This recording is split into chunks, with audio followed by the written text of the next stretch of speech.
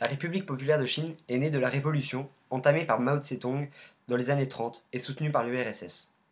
Le gouvernement attaqué se réfugie sur l'île de Taïwan lors de la proclamation de la République populaire de Chine en 1949 à Pékin par Mao Tse-tung. J'en suis où? La République populaire de Chine n'est pas reconnue officiellement par les États-Unis, qui estiment que la légitimité de la nationalité chinoise revient à la République chinoise exilée à Taïwan, l'ambassade étant installée à Taipei.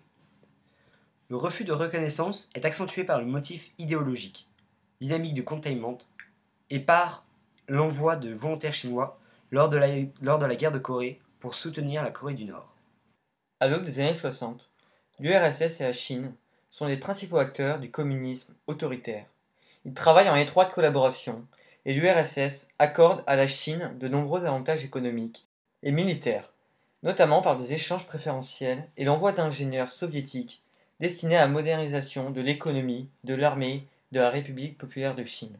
De nombreuses divergences idéologiques fissurent la relation entre les deux pays, déjà entamée par le refus de la Chine de l'hégémonie soviétique. En effet, le fer de lance de la révolution de Mao Tse-tung était de libérer la Chine de l'impérialisme occidental et russe.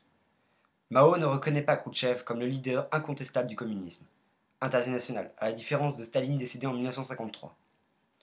Le gouvernement chinois, on entend là parler de la RPC, va chercher à obtenir des reconnaissances en Afrique. Et le seul pays occidental lui accordant sera la France de Gaulle, en 1964. À cette date, la première bombe A chinoise explose. La RPC est autonome. Khrouchtchev prône la relation pacifique. C'est la détente. Or, à cette époque-là, Mao cherche à récupérer l'héritage de la lutte contre l'impérialisme américain. En 1965, la rupture est complète. Au milieu de la détente, les tensions entre la RPC et l'URSS sont en 1969 à leur apogée, lors du conflit frontalier sino-soviétique qui fera près de 1000 morts. Les États-Unis sont à cette époque encore dans une intervention massive au Vietnam. 500 000 GI combattent aux côtés de 800 000 Sud-Vietnamiens et bombardent systématiquement de part et d'autre du 17e parallèle, avec des armes terrifiantes, napalm, des folions.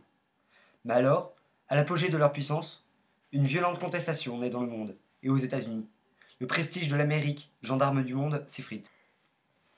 C'est dans ce contexte que Nixon accède au pouvoir en 1969 et désengage les États-Unis du conflit le plus meurtrier depuis la Seconde Guerre mondiale. Les deux parties ont alors tout intérêt à former une alliance impossible. Le problème réside dans le fait que idéologiquement, aucun pays ne peut faire le premier pas vers l'autre, sans risquer une méfiance interne et internationale. Une invitation de la Chine serait considérée par le Congrès des États-Unis comme une pure mesure de propagande. Un pas des États-Unis serait mis à mal par le lourd héritage du Vietnam et les 20 années d'anti-américanisme chinoise. À cette époque, le pouvoir de Mao est remis en compte par la révolution culturelle.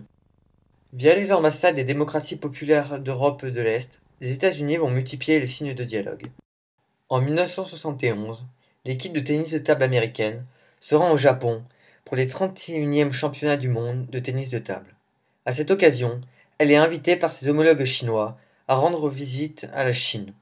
Cette invitation est conforme avec l'habitude de la RPC de considérer le sport comme faisant partie intégrante de la diplomatie. Les joueurs furent élevés momentanément au rang de diplomates de fortune.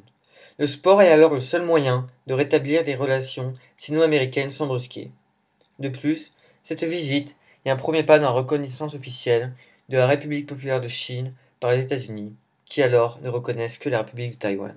Après les rencontres sportives, Kissinger, le conseiller d'État américain, et le premier ministre chinois, Zhu, le président Nixon arrive à Pékin le 21 février 1972.